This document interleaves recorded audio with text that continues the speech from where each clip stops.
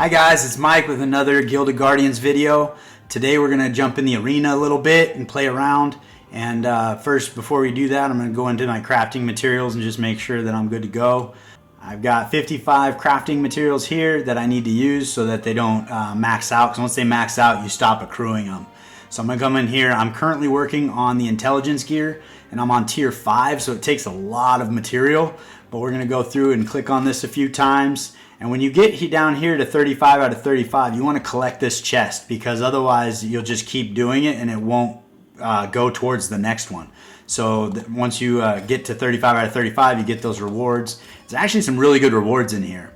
The other thing that's kind of cool is you notice every time I click on this, you're getting 30 experience.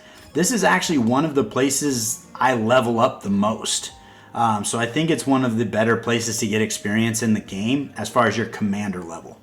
So you see I'm up here on level 62, but every time that I click on it, I get additional experience. So I need 4 tier 5 pieces of wood and then 4 tier 5 pieces of ribbon to be able to make my next piece, which I don't know if I'm going to be able to get there right now. We got 3 and 3 is 4. Yeah, we're going to be well short of it, but I want to make sure that I'm still accruing that energy so that I can get more and more of that material over time. And then you kind of consolidate them down, but you can see a lot of material goes into making 1 tier 5 piece of ribbon or wood in this case. So it takes a little bit to be able to upgrade your gear, but it is worth it because your gear makes you significantly more powerful. When you have the ability to move from tier 1 to tier 2 or tier 2 to tier 3, you're going to see substantial gains in your champions. The other thing too, which is really cool about this game, is with the champions, as you upgrade your gear, you can actually take and salvage old pieces of gear and get all of your upgraded materials back to put onto your new pieces of gear. So don't hesitate in upgrading your gear right away, because you can actually salvage that later and get it all back and put it on better pieces of gear as you acquire them. So that's kind of a really cool thing about this game, that with like the experience scrolls and stuff like that, resources can be moved around a lot. So you can try different combinations of characters, you can try different guardians or champions, different gear sets, and there's not really a huge loss for you other than the time you put into it. And that's kind of part of the fun of the game, is trying different things and seeing what works. So that's what we got going on there. We're going to come back out here and we're going to jump into the arena. I have 5 arena tokens I need to use.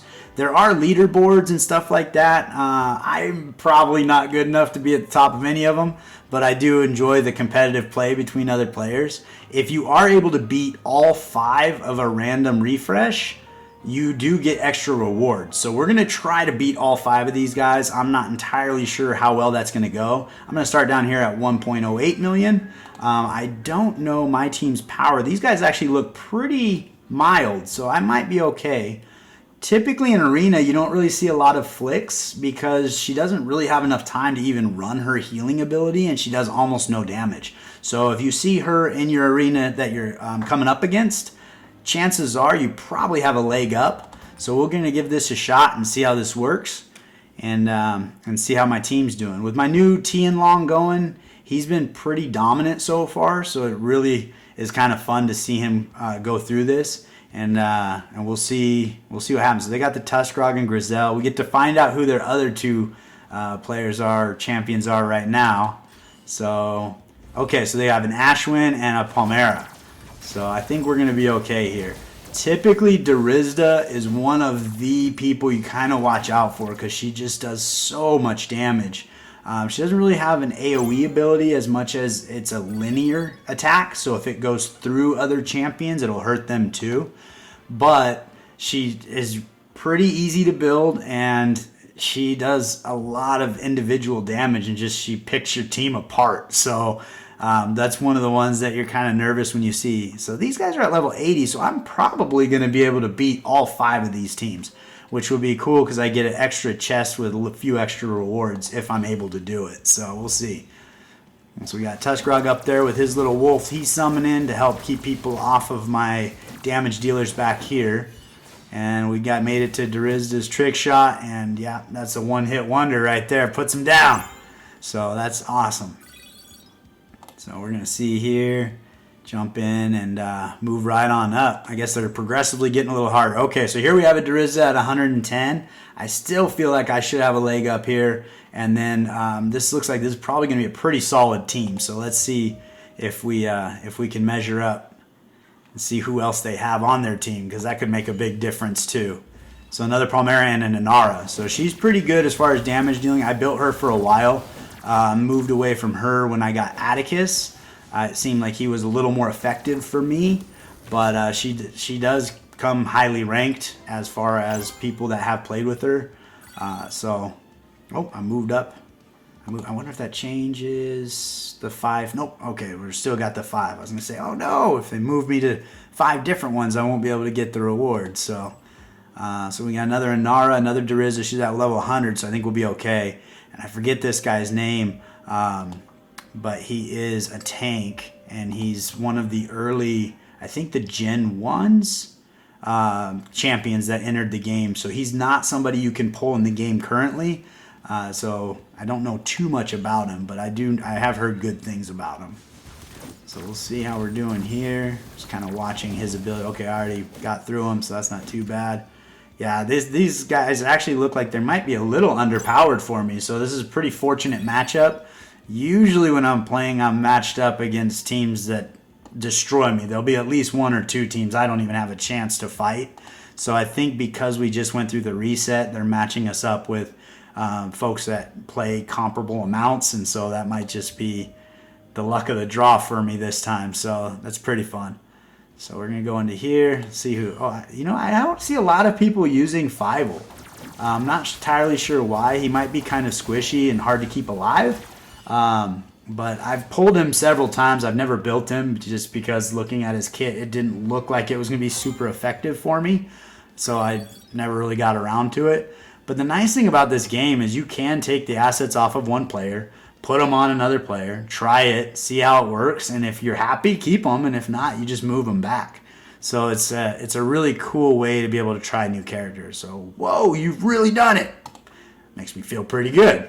All right, so we get an extra 100 arena tokens, and then we got some rewards down here as well. So we made it past 2,000 points. We get 300 arena tokens and then 200 rubies, so that's pretty good. We'll take that. All day, and then we can go into the shop and you can see what you can buy with arena tokens. There are a lot of currencies in this game that can kind of be overwhelming, but the more you play, the more you kind of realize like, oh, okay, this does that, and I can find out where I can spend that currency. You can come up here and get legendary chests or epic chests, and sometimes they actually let you pick the character you want out of these, and other times it assigns it to you. So I'm not entirely sure when it does which. But I usually buy these guys to upgrade my gear, and then I buy these guys because I'm always running out of gold. So that kind of rolls through Arena. I was able to progress my account yesterday and beat a level that I hadn't beaten before. So let's go ahead and try and see if I can do another one. Back to Warden's Way. We beat level 2 yesterday. I'm going to try to beat level 110, which 3 of my characters are over this, but 2 of them are, I think, at level 80. So as long as they don't get too much damage, I might be okay, but we'll see. So we're going to put Tuskrog up front. He's my tank. Grizel's going to follow right behind Derisda.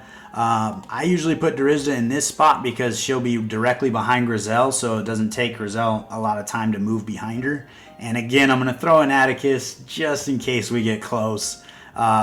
Chances are he won't be able to do anything to help me out, but I actually have had one situation where I was able to step in somebody, and they did beat the level for me, and I barely squeaked by. So I was very fortunate. So I always like to have somebody there just in case. But we're looking pretty good so far. Oh, actually, somebody took... Oh, Aquirus took a lot of damage somewhere. I missed it. I was too busy chatting. So we got Keeper Guardian, 15 crit for Tuskrog. And let's see here. That probably is going to be the move right there. So let's go ahead and grab that, and we'll move forward. And then hopefully Aquirus will heal herself in this next room and get her back. I'm not entirely sure who hit her. There must have been somebody that had just an obnoxious amount of power that got her.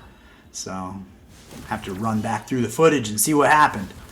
But coming through here. So yeah, she healed herself up pretty good right there. So looking okay.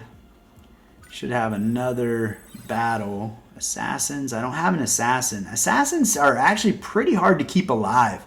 They go behind enemy lines. There's Qatari, who actually summons like demon versions of herself that go behind each enemy. So it's kind of like an AoE attack. And she has destroyed me when I'm up against her on several occasions. But when I built one, she was pretty hard to keep alive. So I might not have had enough defense on her, or maybe on the boots I went with attack instead of HP or defense. So maybe using different gear might have been a better success for me. But I don't have one of those, so she's not going to be helpful. We're going to go with this guy here. And moving on to the next dungeon, or the next room of this dungeon. Combat room 3, so we're up here 3. We get to camp after this so we can get some health back. So hopefully we can get through here without anybody dying. So let's see here.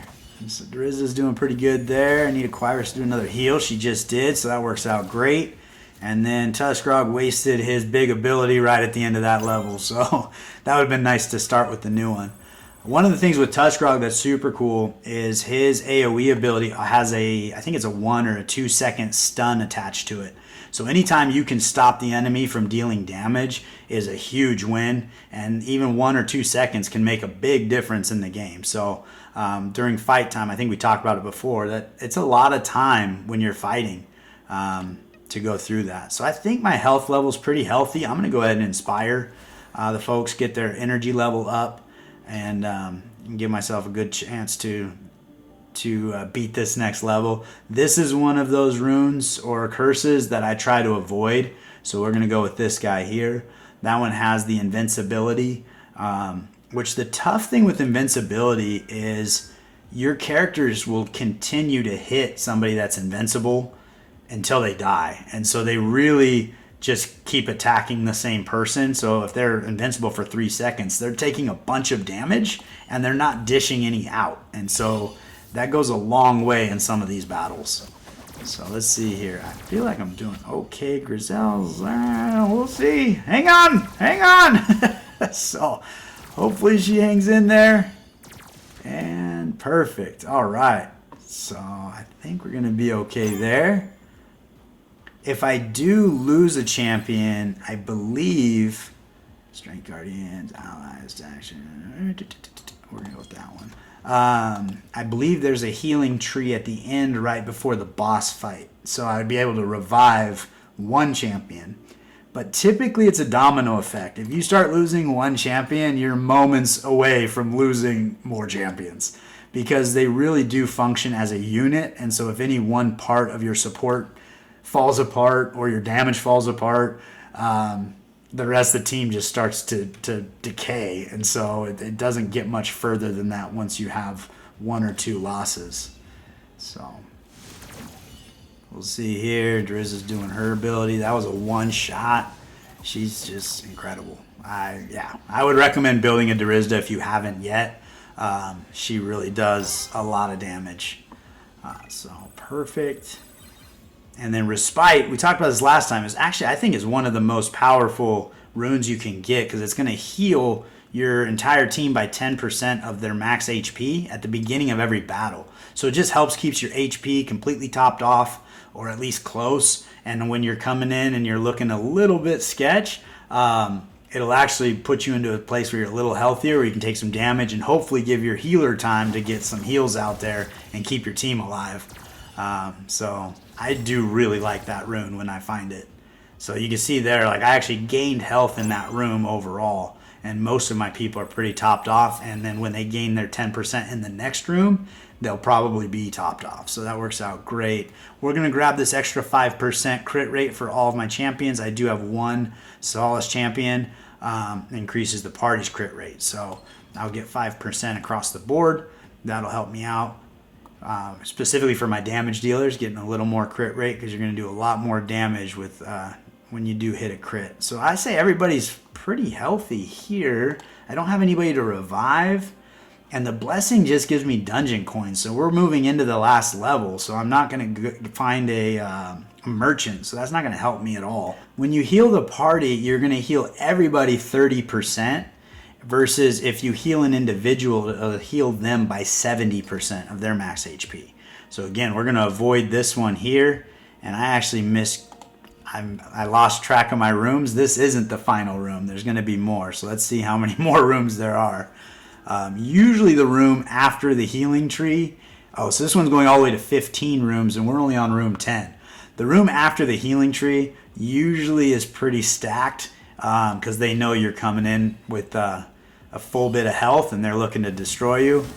So we'll see if we can make it through this room with limited damage. It looks like we're doing okay. I'm pretty hopeful that we might get another level.